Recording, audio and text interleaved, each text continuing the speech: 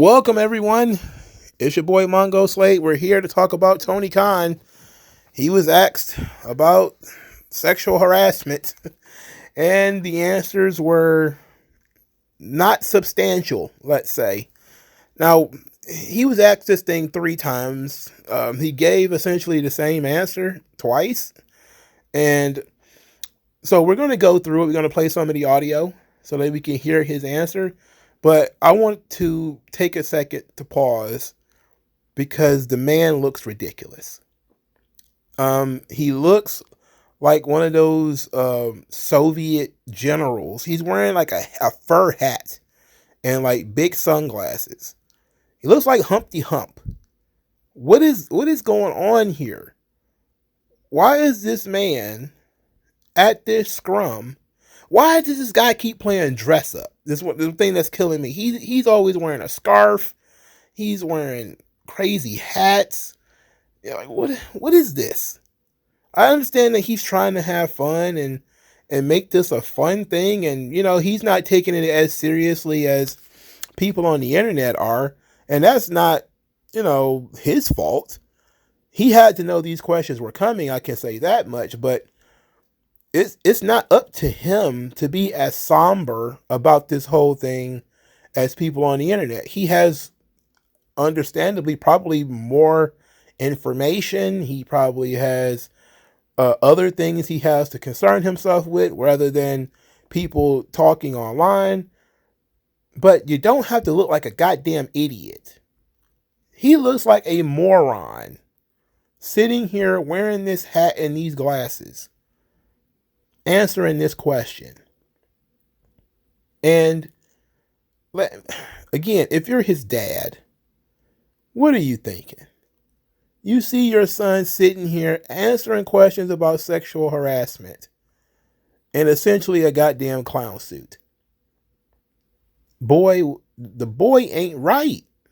Boy ain't right. I know Shad had this to be the Hank Hill. He's probably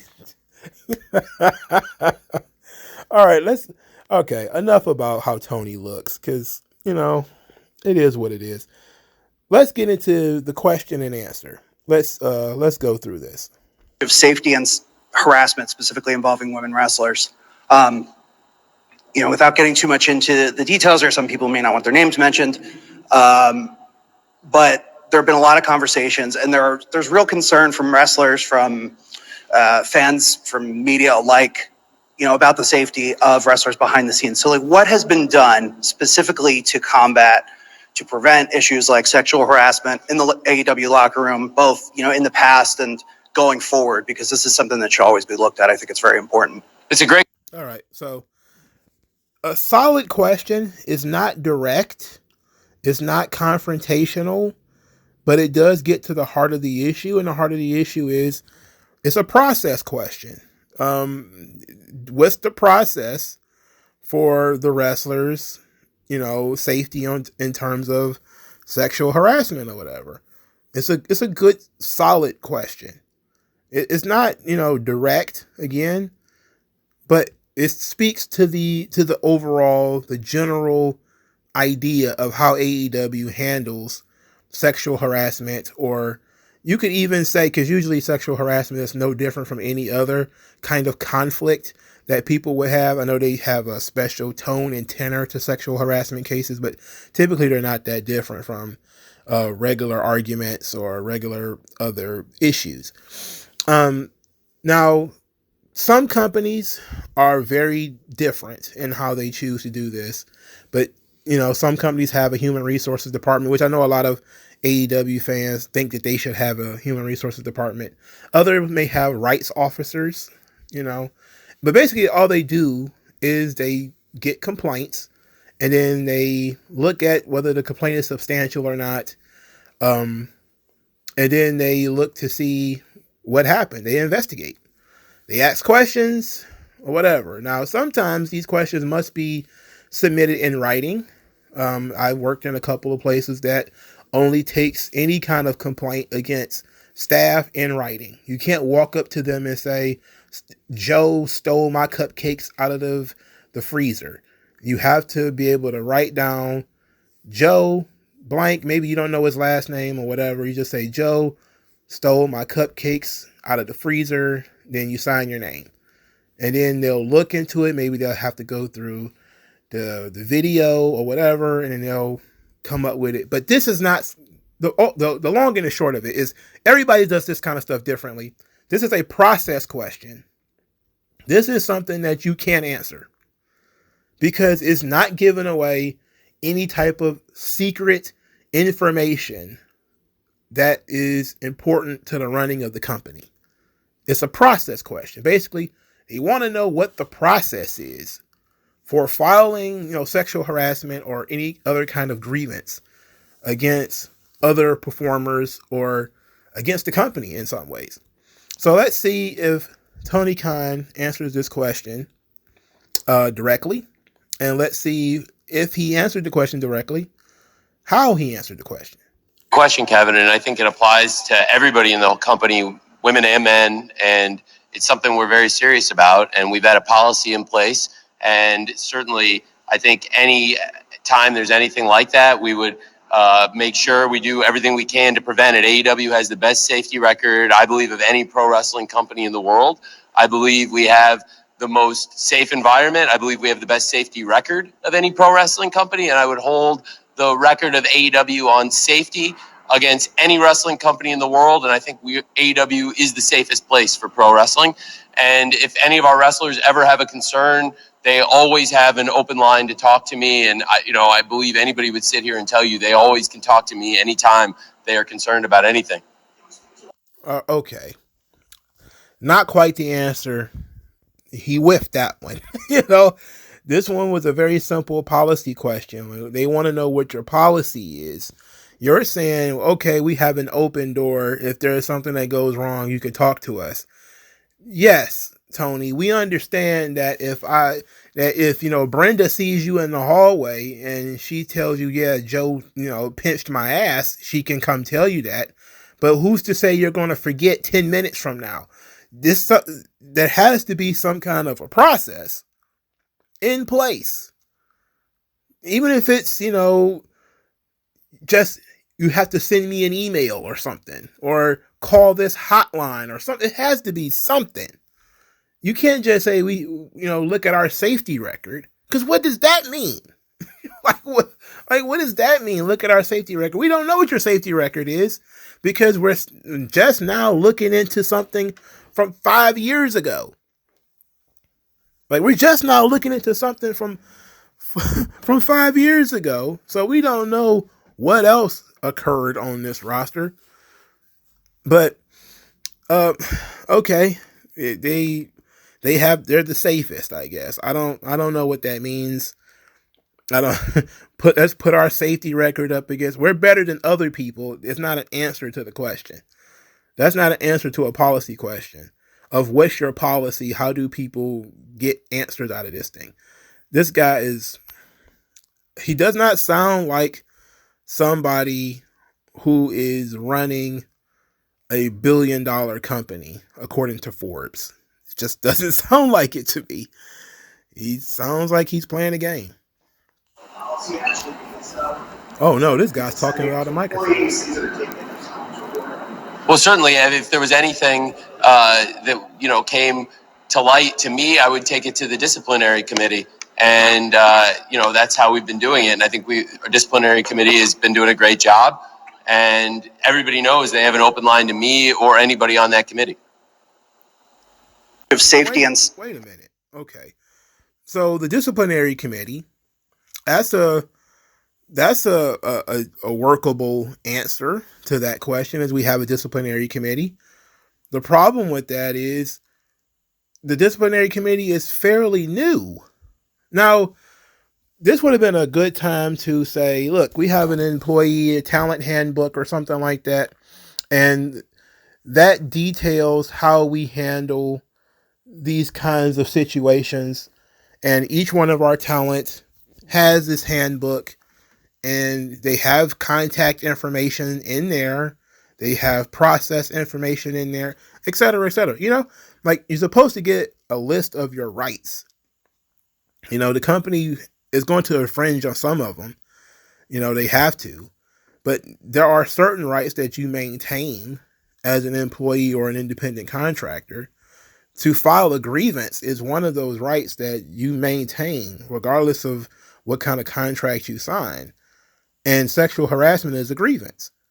It could be a peer to employer grievance or a peer to peer grievance, but it's a grievance, and people, if you have a grievance process, yes, you should be telling people about that, and you should be able to point directly to it, especially since even if you don't want to answer to these people, which I understand why you don't, you could at least let the talent in the back know, hey, you guys have a talent handbook.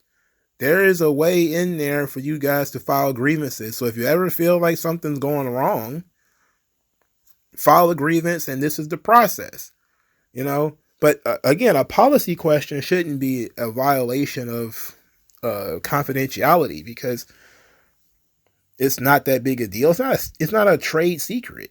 It's not something that's going to expose that something is wrong or expose anything that could harm the company. In fact, it helps the company for people to know what their grievance policy is. All right, so the second time he was asked this question, he looks more disheveled. He took the silly hat and the glasses off, but now his hair's all mussed and spread out somewhat over his face.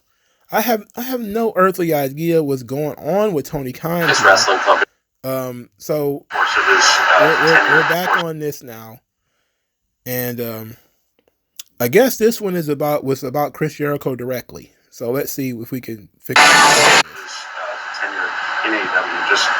I can't speak to internet and unsourced rumors. I think I spoke earlier to Kevin and mentioned the policy we have in place, the disciplinary process. We've always followed that, and I believe AEW is the safest wrestling company in the world, and we have the best track record for safety, and I would hold it up to anybody, and anytime anybody has any kind of complaint, they have an open door again to say it to me or to anyone in the office, and we would look into it anytime. Okay, so this is what I saw on Twitter. Him saying that he cannot talk about unsourced rumors. Unsourced rumors. That's basically how he's explaining what happened with this Chris Jericho thing. He doesn't want to talk about unsourced rumors. It's an interesting answer to that question. Because while it is true that this is an unsourced rumor, and it literally is coming out of nowhere because one guy who didn't bother to write an article about it. And you know what? Let's pause for a second. I'll get back to Tony Khan in a second. There's been a lot of people who have been sort of attacking folks who have questioned Nick Houseman on this situation. I've been one of them. A lot of people have been saying, why are you so mad at Nick Houseman? Look, this has been out there for 4 years. All right. This is not new information. All right. If this guy has a story, he should have put out a story. He should have wrote a story. Instead, what I see is Nick Houseman on Twitter trying to goad other people into asking questions on his behalf because he's not there. Right? He's not there to ask the question. So he's trying to get other people, other wrestling journalists, to ask the questions. And in my opinion, you cannot puppeteer this thing. If this is your story, you're supposed to take ownership of this story. You're supposed to do the investigation. You're supposed to do the work. You're supposed to write the story, put your name on it, and put it out there. It ain't for me to decide whether Chris Jericho is innocent or guilty. I'm not making that determination. I've heard this story a long time ago. I don't know whether it's true or not. We were told, stop asking questions about Kylie Ray. So now people want to ask all these questions. But for some reason, people are still skirting around the issue. how can we ever get to the bottom of this if everybody is scared to touch this subject? Even the guy who is trying to pretend like he's a crusader for this. Oh, he's really pushing for answers from Tony Khan. How about you just write your article based off the information that you have? And now he can't do nothing but answer the questions. But as long as it's just some kid online trying to put 2 and 2 together and Kylie Ray liking a tweet, that's not evidence in any court of law. That ain't going to work anywhere. It ain't going to work. It's not going to get you what you want. Oh, fire Chris Jericho. We want Chris Jericho fired. For what? Because some dorks on the internet just thinks that he sexually harassed somebody? Was there a complaint filed? Was there an investigation? Those are basic fucking facts. Who did what, when, where, and how? Oh, there was some guy on the internet said this. Some guy on the internet said, well, who is this guy? Who is he? I saw the John Ferris tweet. In 2019, he told the story of Kylie Ray being asked to come to Chris Jericho's locker room. And then when she got there, it was just him. And then something happened and she freaked out. This was in 2019. But nobody knows who the fuck John Ferris is. Who the fuck is he? How do we know that this guy's just not tweeting out of his ass? Was there a complaint filed? That's the question. Who was the complaint filed with? If you talk to these people and you're going on your podcast and Chris Jericho has hurt people, Chris Jericho he's like Harvey Weinstein, then why don't you say, I talked to people who said they spoke to Mega Perek, chief legal officer of AEW at the time, and nothing was followed up on. Or whatever the case may be. They made a phone call or they sent an email or something, and there was no response. Because now everybody's out here trying to clip things here and clip things there and combine all this stuff together. So many of these people forgot that Brandy and Cody was blamed for running Kylie Ray out of AEW too. That also has never been addressed. Except for Brandy saying it didn't happen. So I'm attacking Nick Hausman because if he has more information than I can find on Twitter or that I can find on Reddit or Facebook or anywhere else, he should write the story and put it out there. You want action? You want something to change? Then you're going to have to do the work, pal. Trying to get other people to ask questions on your behalf because you didn't go to the scrum or you weren't invited. Well, guess what? You should have wrote the article. And then people could have said, Nick Hausman wrote this article on House of Wrestling or whatever site that he wrote it on saying X, Y, and Z. It implies that certain people did certain things to certain people backstage. What is your answer to that? But not, well, there are some people who are very upset. There's people who are worried. Be worried. Twitter finds a new idiot of the week to complain about anyway. Now, the reason I was going off on Nick Hausman is because I ended up seeing him live tweet during the scrum. And he's trying to goad other wrestling journalists into asking what he views as the tough questions. Because apparently he was banned. I don't know if he was banned for life. I don't know if this is a temporary ban. I'm pretty sure it's going to be for life now. But he ended up tweeting out some questions that he would like other people to ask. And, criticizing other journalists for not asking questions the way that he would have wanted them to ask. And all this kind of stuff, right?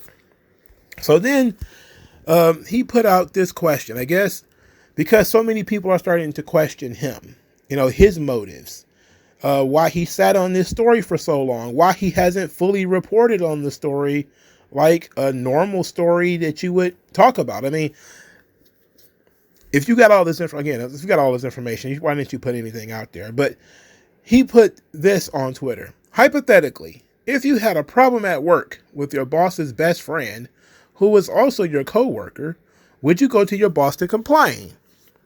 Well, let's treat this as if it's a completely legitimate question. In that situation, no, you would not. Especially if you know that they're friends, you would not. At the same time, though, how do you figure that they're best friends? Are you saying that Chris Jericho and Tony Khan are best friends? Tony Khan went to Sammy Guevara's wedding. He dressed up like Orange Cassidy for Halloween. He hugged Claudio like they were starstruck lovers or something like that met for the first time. This guy, he's a very sensitive guy. Absolutely. Absolutely. Did she have a reason to believe that Tony Khan was not going to listen to her or not believe her? That's possible. It's possible that people are going to believe that you're not going to believe me. You're not going to take my side in this. It's possible. But to assume that they're best good friends and Tony Khan would sweep this under the rug, and so many people have come up with these conspiracy theories, because that's, when you have a conspiracy theory, any and everything is going to protect it, by the way. So, oh no, we can't fire or suspend Chris Jericho or whatever the case may be, because what if we get kicked off of Warner Brothers Discovery because we need Chris Jericho? It's like, I'm pretty sure Warner Brothers Discovery is not going to kick you off because you had to discipline a guy for negative behavior. Almost certain that's not going to be the case, pal. It's certainly going to need more than that. That's not how these things work. Again, when you look at these kinds of stories, I'll never forget when Kobe Bryant was accused of rape. There was a lot of questions about whether he should continue to play and all this kind of stuff. But Kobe Bryant was accused of rape in public. And he ended up becoming a more beloved basketball player afterwards, if we're being honest. The idea that you can't make public comments about popular people literally doesn't make any sense. And then here's the weirdest thing. If Kylie Ray wanted to make an accusation against Chris Jericho, wasn't there an entire summer of speaking out where she could have said whatever she wanted about Chris Jericho? But Mongo, she signed a non-disclosure agreement. Maybe. I don't know for sure she signed a non-disclosure agreement. I ain't seen it. I haven't seen it. She didn't say she signed a non-disclosure agreement. Nick Hausman didn't even say she signed a non-disclosure agreement. We don't know what's going on over there.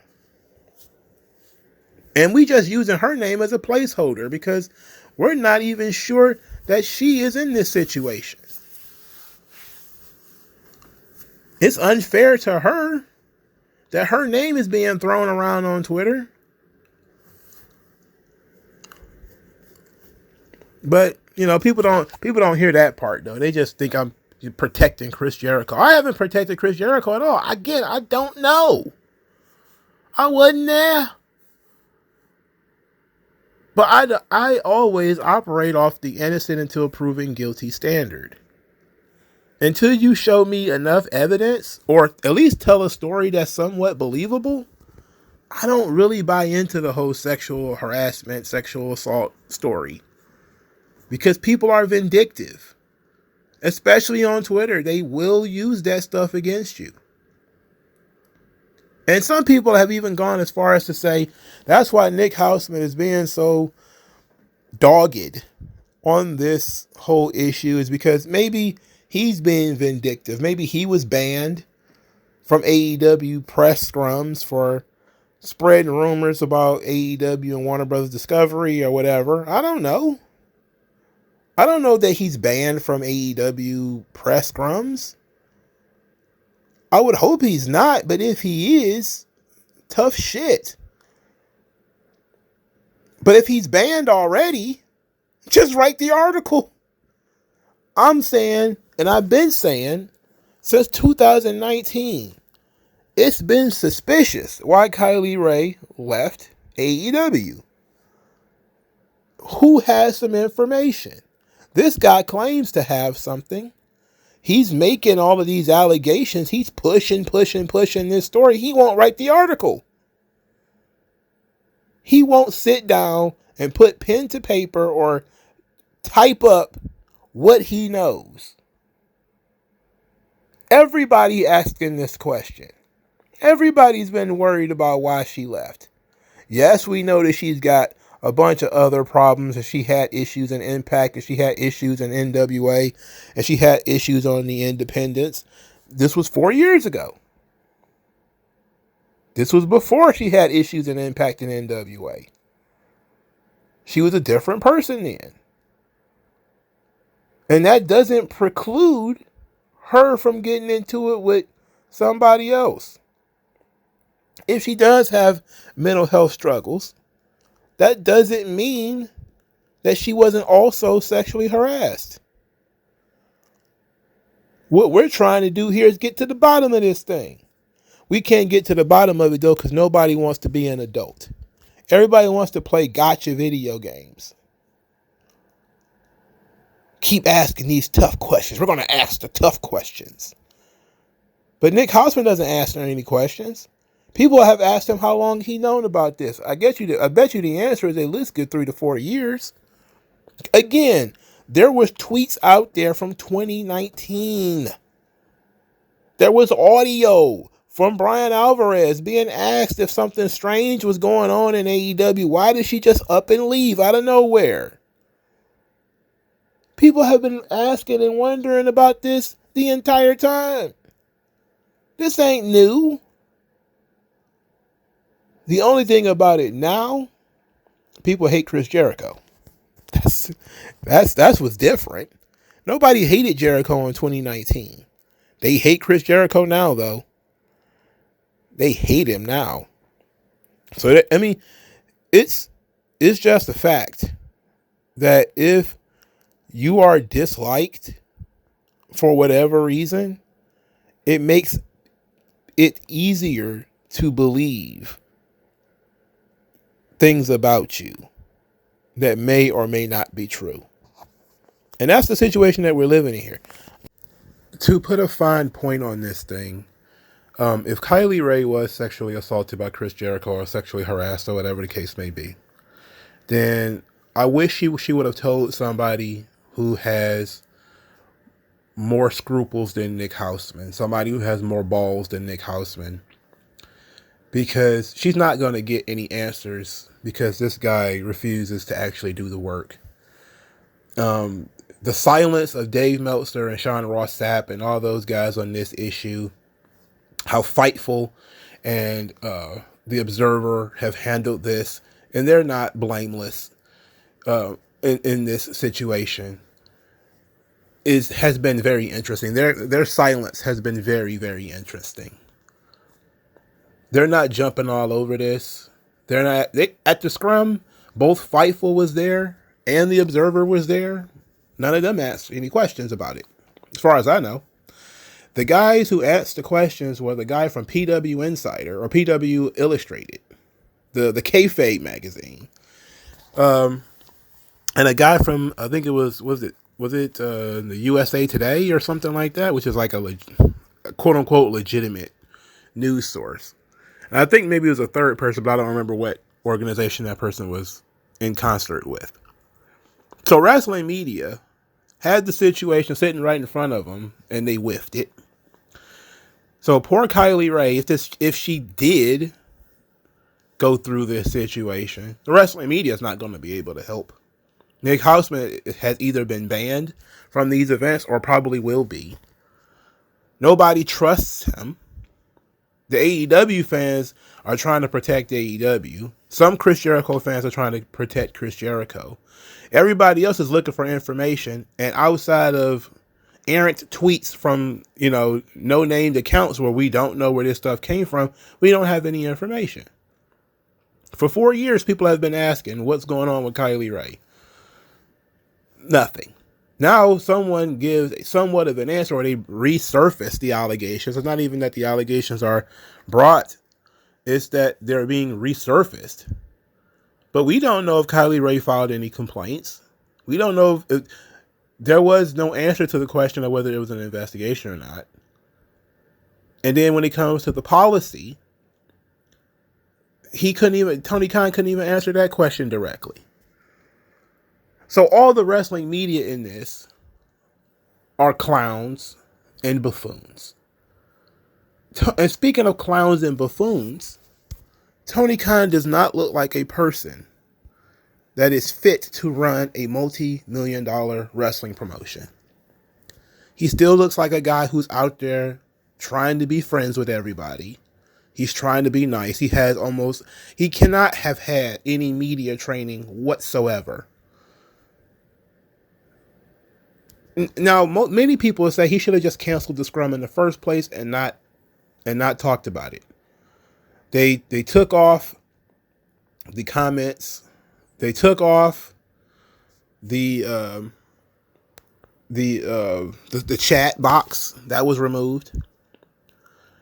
There is also, believe it or not, a little statement in the AEW Twitter in the description box saying that they don't want people trying to monetize the scrums, audio from the scrums. They're considered AEW intellectual property.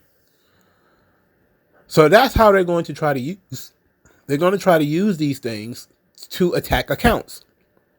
So I'm playing a dangerous game by actually sharing the audio. And so many people on Twitter are too. Because if they don't like how you're using these responses, they could attack your account. It's a very interesting and very dubious thing. I didn't notice that. I don't know if it's been in all the descriptions, but I noticed it when I looked at that one. I don't understand who sat through these 2-hour scrums. They're absolutely an embarrassment to the business. I just watched a couple of clips. But Tony Khan is not a professional. He needs to have his legal team answer these questions. He should just say all of these questions should be put to AEW legal, or say, hey, this is about a celebration of the show. This is a nightcap for the show. Any and all questions about allegations will be answered by our legal team on Tuesday or whatever the case may be. Instead of him sitting there trying to field the questions and then sounding and looking ridiculous. We're the safest wrestling promotion. I'll put our record up against. That's not an answer to the question. That's not an answer to the question, sir. Sorry. And you look like a goddamn fool. You look like you put the white cotton in the panties.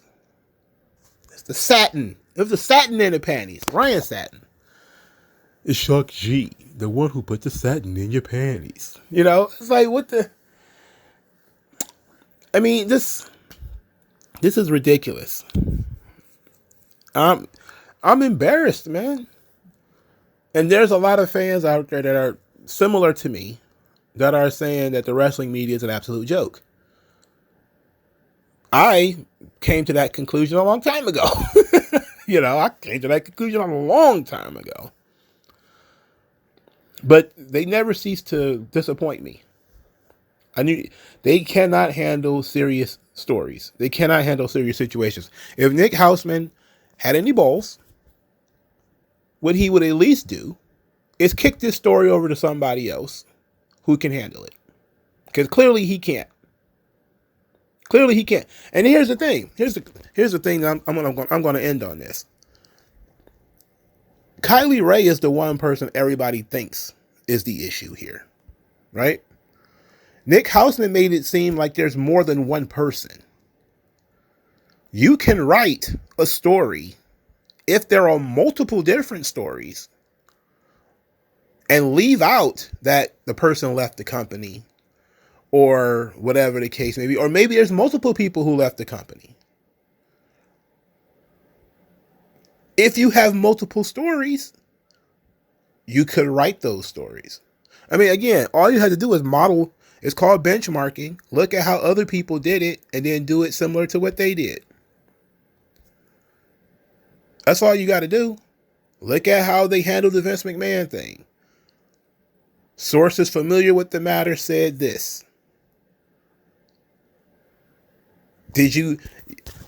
Those guys didn't answer any questions about their sourcing, and I questioned a lot about their sourcing, but there was no doubt that once they actually wrote the story that something had occurred. In this situation, you can't even prove something occurred. We don't know what happened.